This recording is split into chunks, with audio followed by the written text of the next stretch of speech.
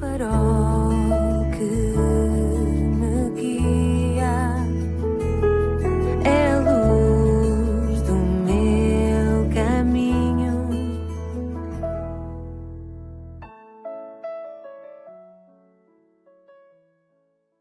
Sou o Carlos Oliveira e quero dar as boas-vindas à 164ª edição do programa Pedindo Luz, cujo tema hoje é o mais depravado da história. A Bíblia fala de um homem extremamente corrompido e perverso, pervertido, provavelmente o homem mais depravado de toda a história. Quero falar-te dele nesta edição, pois talvez tu próprio estejas a cometer algumas das coisas que ele praticou, e mesmo que não, ver-te-ás tão culpado quanto ele. Ele não escapou daquilo que fez, e tu também não escaparás dos teus atos. Na Bíblia, nós temos a história narrada deste homem no segundo livro dos Reis, capítulo 21, e no segundo livro das Crônicas, capítulo 33. O nome dele é Manassés. O pai dele foi o rei Ezequias, um homem muito piedoso. Manassés foi educado, portanto, num lar religioso, mas revoltou-se contra o pai, e pior, revoltou-se contra o Deus de seu pai. Ele tornou-se rei quando ainda era adolescente. O pai morreu, e ele ocupou o trono, e disse logo que não cria em Deus. Eu não acredito em nada dessas coisas a respeito de Deus, dizia ele, por outras palavras. Ele rejeitou a lei de Deus, e rejeitou assim a Deus, e tornou-se num homem iníquo, perverso, depravado. Até os filhos ele matou em sacrifício. Não tem isto acontecido também no nosso tempo? Quantos filhos não têm sido sacrificados pelos pais na nossa sociedade? A Bíblia diz que Manassés tornou-se também culpado do pecado da idolatria. Ele edificou altares a um falso Deus chamado Baal. Sabias que Deus abomina o pecado da idolatria mais do que qualquer outro pecado?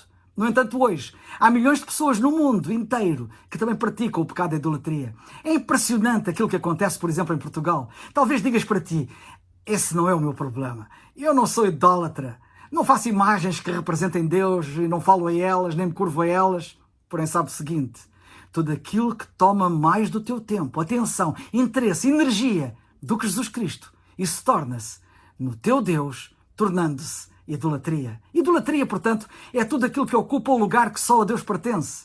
A Bíblia mostra que a própria cobiça se torna idolatria. A vasta maioria das pessoas são culpadas do pecado da idolatria, mesmo que disso não tenham consciência. E no Velho Testamento, quando um homem era culpado de idolatria, era apedrejado até à morte, tão grave era o pecado. Mas, para além disso, Manassés tornou-se culpado do pecado da imoralidade sexual. E ele fez da imoralidade sexual parte da sua religião. Quantos há assim hoje? Quando olho para a nossa sociedade, vejo muitas pessoas cometerem os mesmos pecados de que a Bíblia fala. E um dos pecados mais terríveis que a nossa sociedade está a praticar é o pecado sexual, a pornografia, filmes imorais. Todas estas coisas estão erradas aos olhos de Deus. E Deus diz, eu vou julgar esta sociedade, eu vou julgar este mundo. Lê a Bíblia e confirma aquilo que eu estou a dizer. Quantos há que dizem, as tentações são tantas e são tão fortes, quem é que vai conseguir viver uma vida pura para Deus no meio de tanta tentação? Tu não podes, é verdade.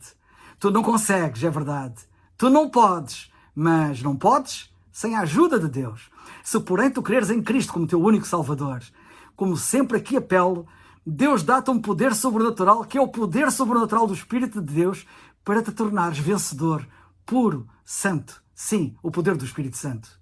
A Bíblia diz que o apóstolo Paulo pregou o Evangelho na cidade de Corinto, uma cidade perversa, imoral, uma cidade tão corrompida quanto Lisboa, Londres, Los Angeles, Nova Iorque, Paris, Praga, Rio de Janeiro ou Hollywood. Até no templo havia imoralidade sexual. Surpreende-te haver imoralidade sexual em muitas igrejas no nosso tempo.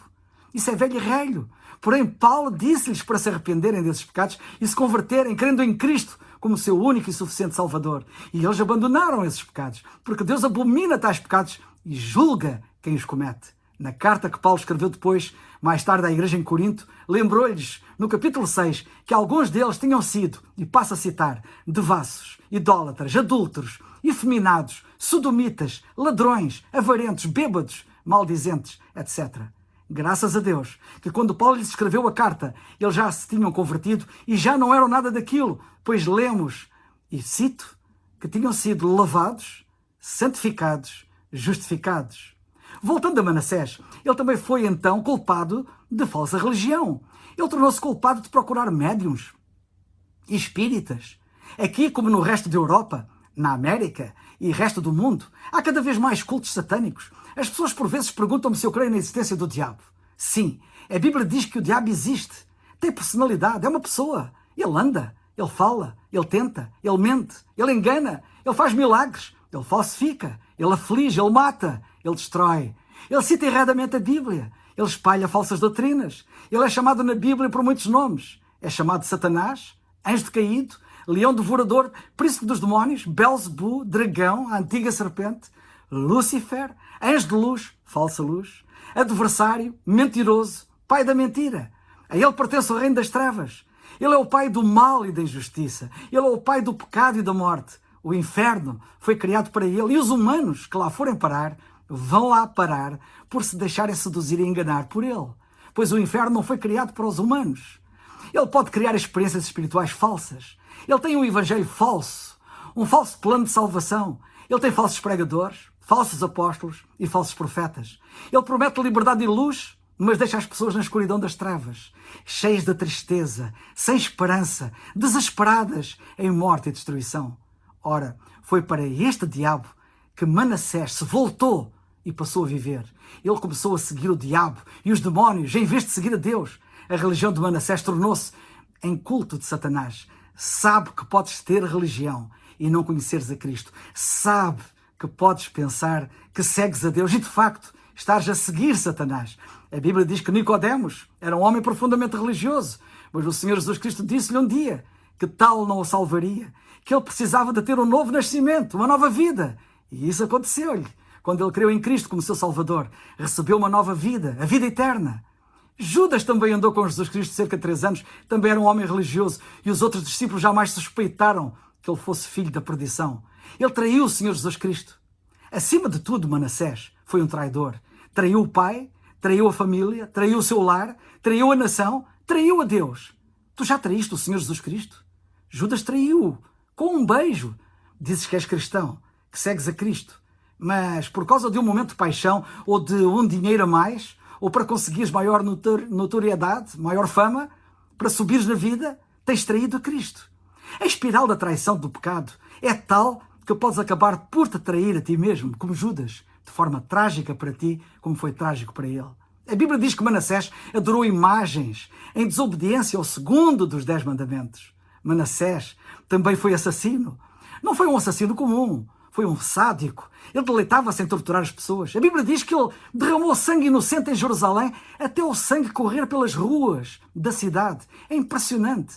A Bíblia diz que a cidade estava cheia de corpos mortos, que ele próprio havia matado. Segundo a tradição, ele matou o profeta Isaías, cortando-o ao meio.